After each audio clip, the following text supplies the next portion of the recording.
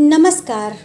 आइए सुनते हैं मुंशी प्रेमचंद जी की लिखी कहानी कज़ाकी। मेरी बाल स्मृतियों में कज़ाकी एक ना मिटने वाला व्यक्ति है। आज 40 साल गुजर गए। कज़ाकी की मूर्ति अभी तक आंखों के सामने नाच रही है। मैं उन दिनों अपने पिता के साथ आजमगढ़ की एक तहसील में था। कज़ाकी जाति का पासी था। बड़ा ही हंसमुख, बड़ा ही साहसी, बड़ा ही जिंदा दिल।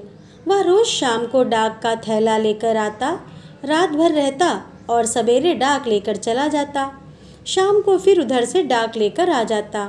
मैं दिन भर एक उद्विग्न दशा में उसकी राह देखा करता। ज्यों ही 4 बजते व्याकुल होकर सड़क पर आकर खड़ा हो जाता और थोड़ी देर में कज़ाकी कंधों पर बल्लम रखे उसकी झुनझुनी बजाता दूर से दौड़ता हुआ आता दिखलाई देता। वह सांवले रंग का गठीला और लंबा जवान था। शरीर सांचे में ऐसा ढला हुआ कि चतुर मूर्तिकार भी उसमें कोई दोष ना निकाल सकता। उसकी छोटी छोटी मूछें उसके सुडौल चेहरे पर बहुत ही अच्छी मालूम होती थीं। मुझे देखकर वह और तेज दौड़ने लगता। उसकी झुनझुनी और तेजी से बजने लगती और मेरे हृदय में और जोर से खुशी की धड़कन होने लगती। हर्षातिरेक में मैं भी दौड़ पड़ता और एक क्षण में कज़ाकी का कंधा मेरा सिंहासन बन जाता। वह स्थान मेरी अभिलाषाओं का स्वर्ग था। स्वर्ग के निवासियों को भी शायद वह आंदोलित आनंद न मिलता होगा जो मुझे कज़ाकी के विशाल कंधों पर मिलता था। संसार मेरी आंखों में तुच्छ हो जाता और जब कज़ाकी मुझे कंधों पर लिए हुए दौड़ने लगता तब तो ऐसा मालूम होता मानो मैं हवा के घोड़े पर उड़ा जा रहा हूँ। कज़ाकी डाक खाने में पहुंचता तो पसीने से तर रहता, लेकिन आराम करने की आदत ना थी। थैला रखते ही वह हम लोगों को लेकर किसी मैदान में निकल जाता। कभी हमारे साथ खेलता, कभी बिरहे गाकर सुनाता और कभी कहानियाँ सुनाता। उसे चोरी और डाके, मारपीट, भूत प्रेत की सैकड़ों कहानियाँ याद थीं। मैं ये कहानियाँ सुनकर विस्मयपूर्ण आनंद में मग्न हो जाता। उसकी कहानियों के चोर और डाकू सच्चे योद्धा होते थे जो अमीरों को लूटकर दीन दुखी प्राणियों का पालन करते थे। मुझे उन पर घृणा के बदले श्रद्धा होती थी। एक दिन कज़ाकी को डाक का थैला लेकर आने में देर हो गई। सूर्यास्त हो गया और वह दिखलाई ना दिया। मैं खोया हुआ सा सड़क पर दूर तक आंखें फाड़ फाड़ कर देखता था, पर वह परिचित रेखा ना दिखलाई पड़ती थी। कान लगाकर सुनता था, झुनझुन की वह आमोदमय ध्वनि ना सुनाई देती थी। प्रकाश के साथ मेरी आशा भी मलिन होती जाती थी। उधर से किसी को आते देखता तो पूछता, कज़ाकी आता है? पर या तो कोई सुनता ही ना था या केवल सिर हिला देता था। सहसा झुनझुन की आवाज़ कानों में आई। मुझे अंधेरे में चारों ओर भूत ही दिखलाई देते थे। यहाँ तक कि माता जी के कमरे में ताक पर रखी हुई मिठाई भी अंधेरा हो जाने के बाद मेरे लिए त्याज्य हो जाती थी। लेकिन वह आवाज़ सुनते ही मैं उसकी तरफ जोर से दौड़ा।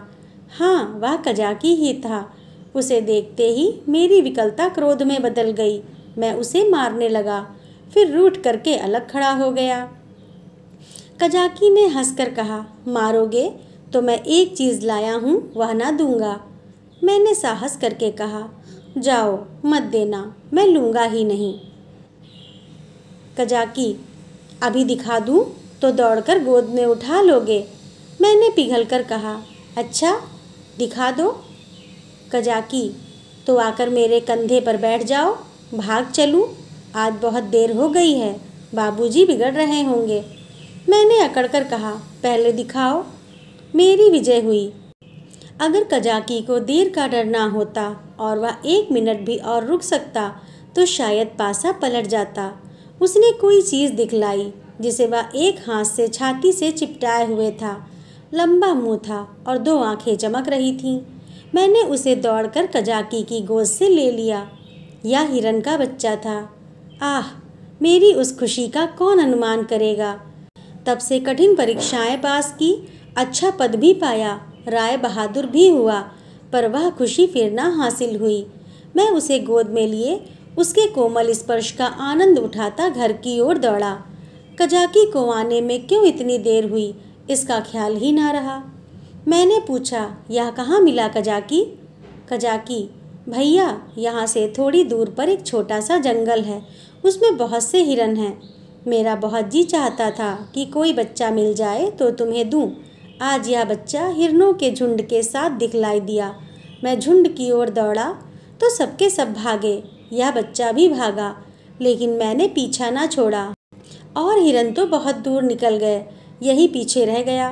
मैंने इसे पकड़ लिया, इसी से इतनी देर हुई।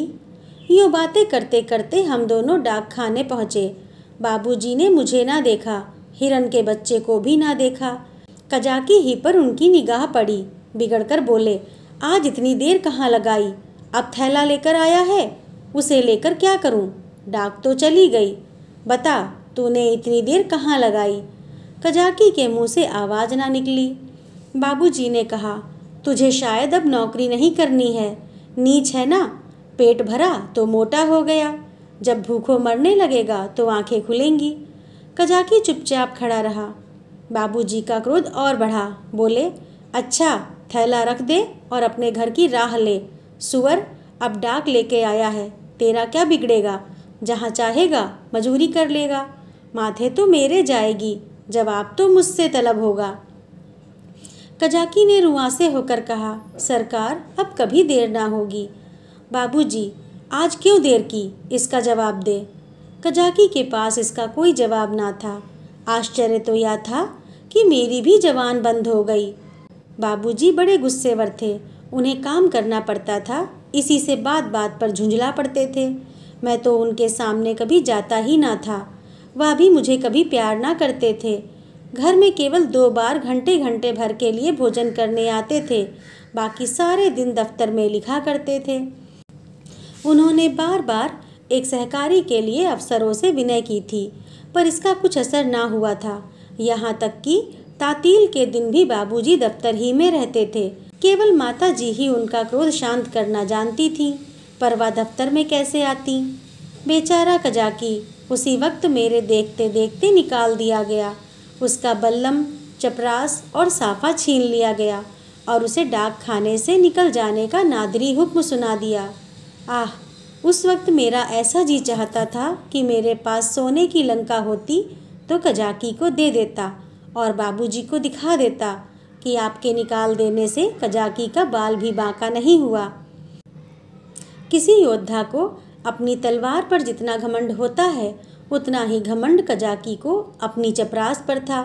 जब वह चपरास खोलने लगा तो उसके हाथ कांप रहे थे और आंखों से आंसू बह रहे थे, और इस सारे उपद्रव की जड़ वह कोमल वस्तु थी जो मेरी गोद में मुंह छिपाए ऐसे चैन से बैठी हुई थी मानो माता की गोद में हो।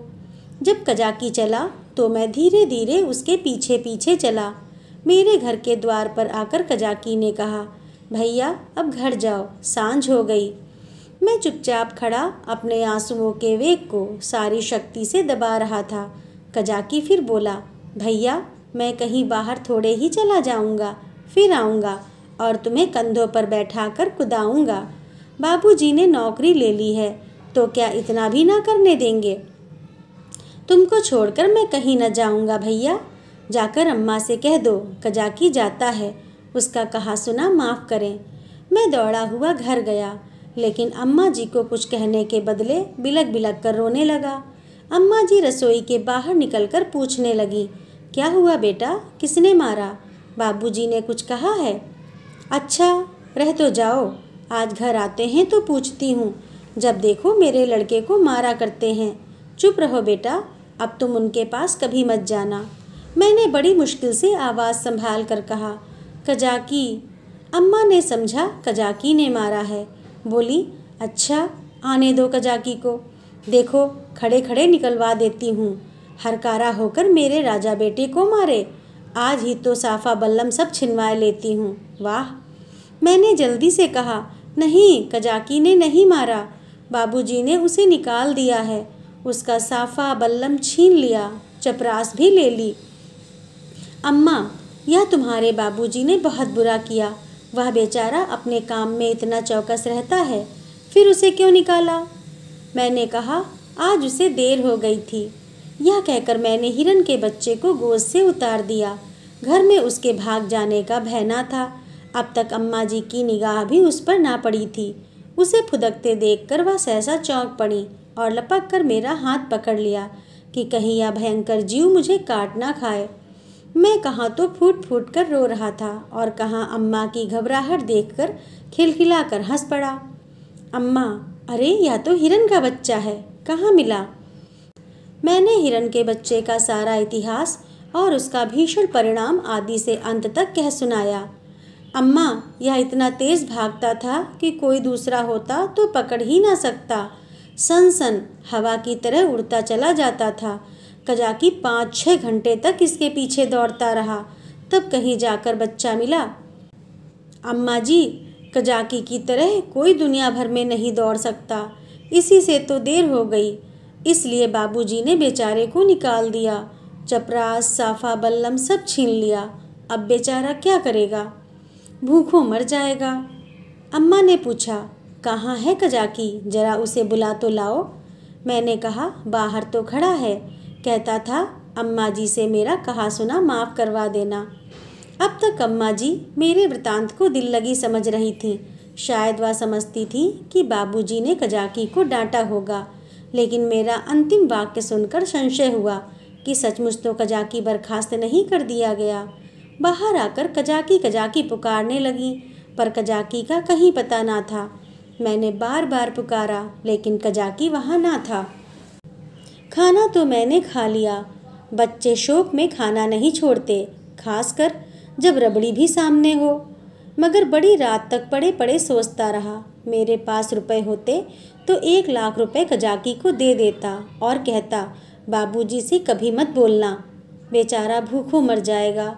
देखूं कल आता है कि नहीं। अब क्या करेगा आकर? मगर आने को तो कह गया है।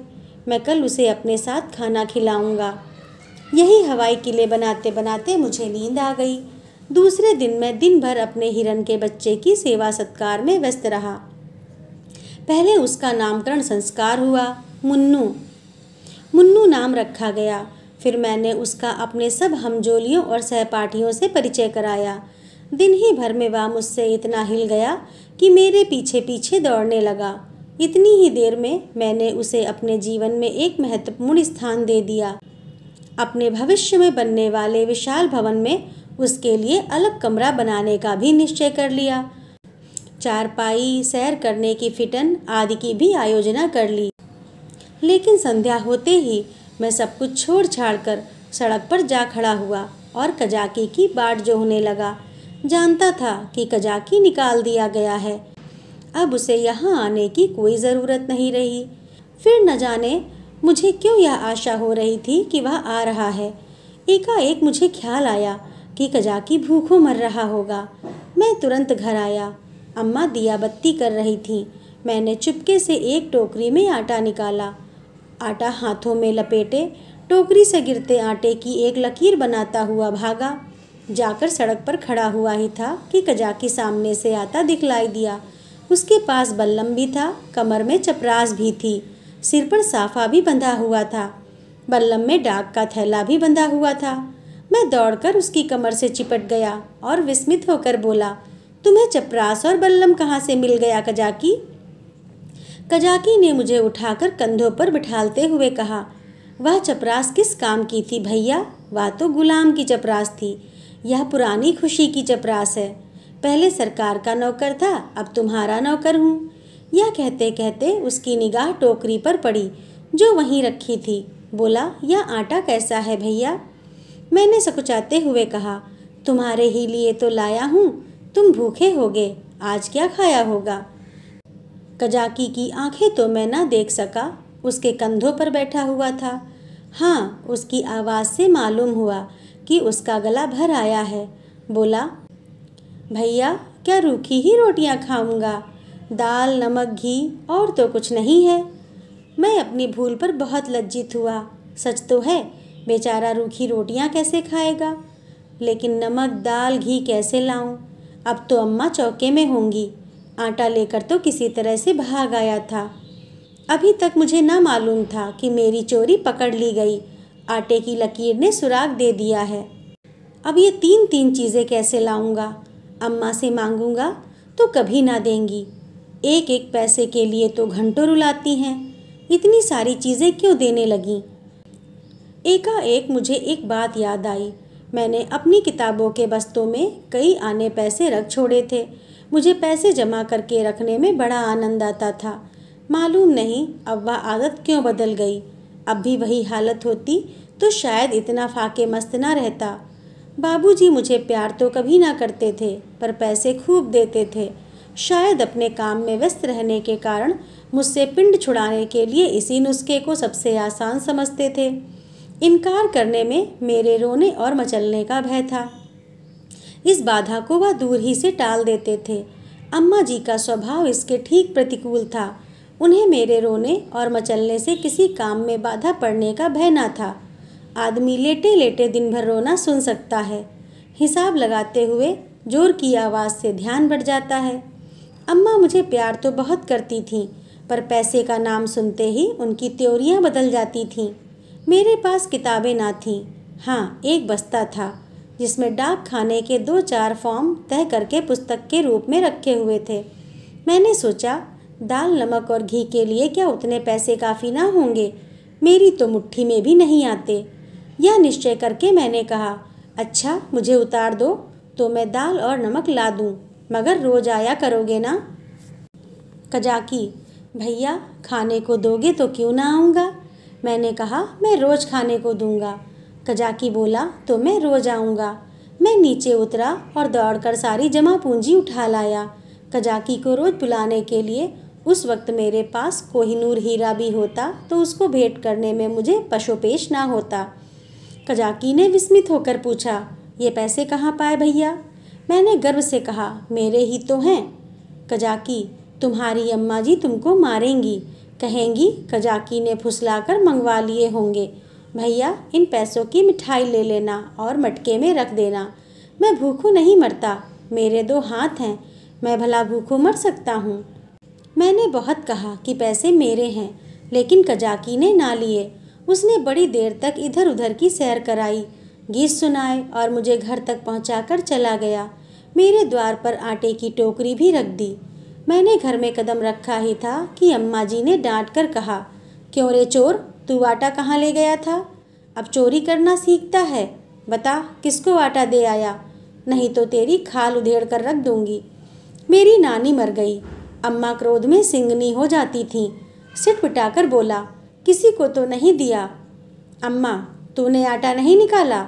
देख कितना आटा सारे आंगन में बिखरा पड़ा है। मैं चुप खड़ा था। वह कितना ही धमकाती थीं, पुचकारती थीं, पर मेरी ज़बान ना खुलती थी। आने वाली विपत्ति के भय से प्राण सूख रहे थे। यहाँ तक कि यह भी कहने की हिम्मत ना पड़ती थी कि बिगड़ती क्यों हो, आटा तो द्वार पर रखा हुआ है और ना उठाकर लाते ही बनता था। मानो क्रिया शक्ति ही लुप्त हो गई हो, मानो पैरों में हिलने की सामर्थ्य ही नहीं हो। सहसा कजाकी ने पुकारा, बहू जी आटा द्वार पर रखा हुआ है, भैया मुझे देने को ले गए थे। यह सुनते ही अम्मा जी द्वार की ओर चली गईं। कजाकी से वह पर्दा ना करती थीं। उन्होंने कजाकी से कोई बात की या नहीं, यह तो मैं नहीं जानता, लेकिन अम्मा जी खाली टोकरी लिए हुए ही घर में आईं। फिर कोठरी में जाकर संदूक से कुछ निकाला और द्वार की ओर गईं। मैंने देखा कि उनकी मुट्ठी बंद थी। अब मुझसे वहाँ खड़े ना रहा गया। अम्मा जी के पीछे पीछे मैं भी गया। अम्मा ने द्वार पर कई बार पुकारा, मगर कजाकी चला गया था। मैंने बड़ी अधीरता से कहा, मैं जाकर खोज लाऊं अम्मा जी? अम्मा जी ने किवाड़े बंद करते हुए कहा, तुम अंधेरे में कहाँ जाओगे? अभी तो यहीं खड़ा था। मैंने कहा कि यहीं रहना, मैं आती हूँ। तब तक ना जाने कहाँ खिसक गया। बड़ा संकोची है, आटा तो लेता ही ना था। मैंने ज़बरदस्ती उसके अंगोछे में बांध दिया। मुझे तो बेचारे पर बड़ी दया आती है। ना जाने बेचारे के घर में कुछ खाने को है भी कि नहीं। रुपए लाई थी कि दे दूंगी, पर ना जाने कहाँ चला गया। अब तो मुझे भी साहस हुआ। मैंने अपनी चोरी की पूरी कथा कह डाली।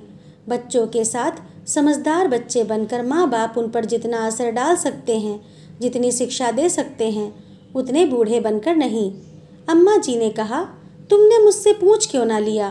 क्या मैं कजाकी को थोड़ा सा आटा ना देती? मैंने इसका उत्तर ना दिया।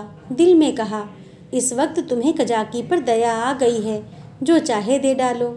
लेकिन मैं मांगता तो मारने दौड़ती। हाँ, यह सोचकर चित्त प्रसन्न हुआ कि अब कजाकी भूखों ना मरेगा। अम्मा जी उसे रोज खाने को देंगी और वह रोज मुझे कंधों पर बिठाकर सैर कराएगा। दूसरे दिन मैं दिन भर मुन्नू के साथ खेलता रहा। शाम को सड़क पर जाकर खड़ा हो गया, मगर अंधेरा हो गया और कजाकी का कहीं पता नहीं था।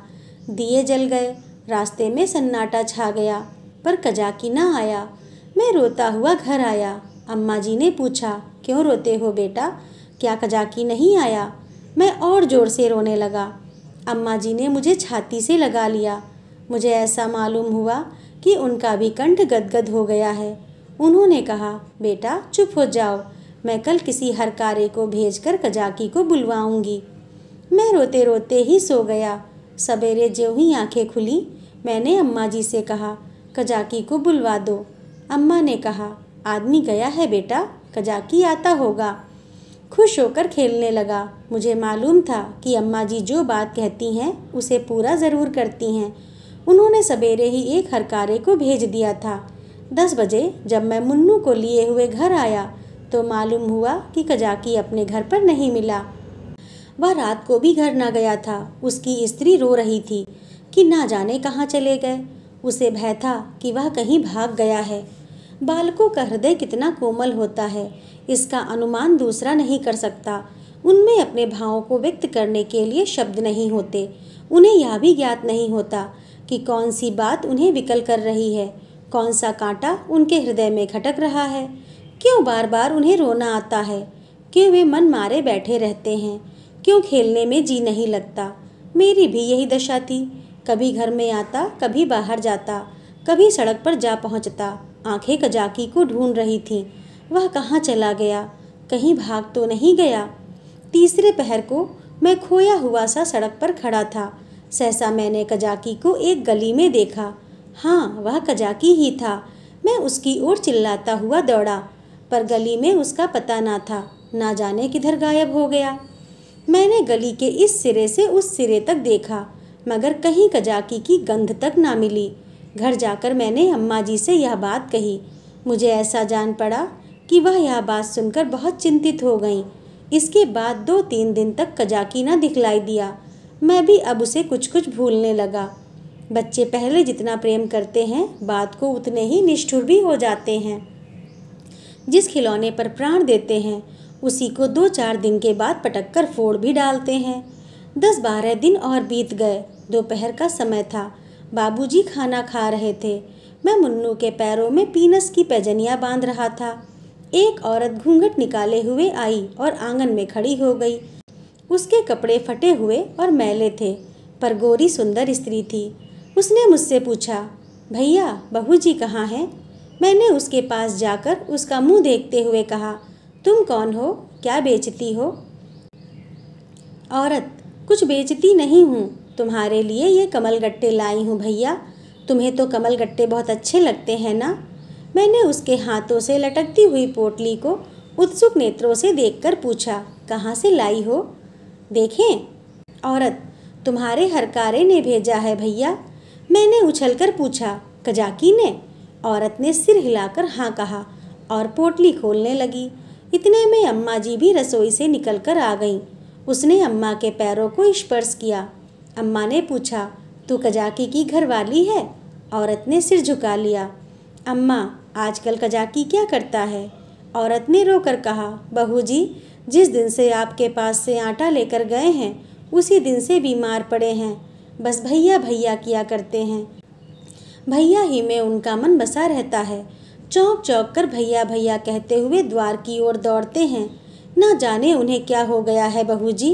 एक दिन मुझसे कुछ कहा न सुना, घर से चल दिए और एक गली में छिपकर भैया को देखते रहे। जब भैया ने उन्हें देख लिया तो भागे। तुम्हारे पास आते हुए लजाते हैं। मैंने कहा, हाँ हाँ, मैंने उस दिन तुमसे जो कहा था अम्मा जी। अम्मा, घर में कुछ खाने पीने को है? औरत, हाँ बहू जी, तुम्हारे आशीर्वाद से खाने पीने का दुख नहीं है। आज सवेरे उठे और तालाब की ओर चले गए। बहुत कहती रही, बाहर मत जाओ, हवा लग जाएगी, मगर ना माने। मारे कमजोरी के पैर कांपने लगते हैं, मगर तालाब में घुसकर ये कमलगट्टे तोड़ लाए। तब मुझसे कहा, ले जाकर भैया को दे दो, उन्हें कमलगट्टे बहुत अच्छे लगते हैं। कुशल क्षेम पूछती आना। मैंने पोटली से कमलगट्टे निकाल लिए थे और मज़े से चख रहा था। अम्मा ने बहुत आंखें दिखाईं, मगर यहाँ इतनी सब्र कहाँ। अम्मा ने कहा, कह देना सब कुशल है। मैंने कहा, यह भी कह देना कि भैया ने बुलाया है, ना जाओगे तो फिर तुमसे कभी ना बोलेंगे। हाँ। बाबूजी खाना खाकर निकल आए थे। तौलिए से हाथ मुंह पोंछते हुए बोले, और यह भी कह देना कि साहब ने तुमको बहाल कर दिया है। जल्दी जाओ, नहीं तो कोई दूसरा आदमी रख लिया जाएगा। औरत ने अपना कपड़ा उठाया और चली गई। अम्मा ने बहुत पुकारा, पर वह ना रुकी। शायद अम्मा जी उसे सीधा देना चाहती थीं। अम्मा ने पूछा, सचमुच बहाल हो गया? बाबूजी, और क्या झूठे ही बुला रहा हूँ? मैंने तो 5वें ही दिन बहाली की रिपोर्ट की थी। अम्मा, यह तुमने अच्छा किया। बाबूजी, उसकी बीमारी की यही दवा है। प्रातःकाल मैं उठा तो क्या देखता हूँ कि कजाकी लाठी टेकता हुआ चला आ रहा है। वह बहुत दुबला हो गया था, मालूम होता था बूढ़ा हो गया है। हरा भरा पेड़ सूख कर ठूठा हो गया था। मैं उसकी ओर दौड़ा और उसकी कमर से चिमट गया। कजाकी ने मेरे गाल चूमे और मुझे उठाकर कंधों पर बैठालने की चेष्टा करने लगा, पर मैं ना उठ सका। तब वह जानवरों की भांति भूमि पर हाथों और घुटनों के बल खड़ा हो गया और मैं उसकी पीठ पर सवार होकर डाक खाने की ओर चला। मैं उस वक्त फूला ना समाता था और शायद कजाकी मुझसे भी ज़्यादा खुश था। बाबूजी ने कहा, कजाकी तुम बहाल हो गए हो, अब कभी देर ना करना। कजाकी रोता हुआ पिताजी के पैरों पर गिर पड़ा। मगर शायद मेरे भाग्य में दोनों सुख भोगना ना लिखा था। मुन्नू मिला तो कजाकी छूटा, कजाकी आया तो मुन्नू हाथ से गया, और ऐसा गया कि आज तक उसके जाने का दुख है। मुन्नू मेरी ही थाली में खाता था। जब तक मैं खाने ना बैठूं, वह कुछ भी ना खाता था। उसे भात से बहुत ही रुचि थी, लेकिन जब तक खूब घी ना पड़ा हो, उसे संतोष ना होता था। वह मेरे ही साथ सोता था और मेरे ही साथ उठता भी था। सफाई तो उसे इतनी पसंद थी कि मल मूत्र त्याग करने के लिए घर से बाहर मैदान में निकल जाता था। कुत्तों से उसे चिढ़ थी, कुत्तों को घर में ना घुसने देता। कुत्ते को देखते ही थाली से उठ जाता और उसे दौड़कर घर से बाहर निकाल देता था।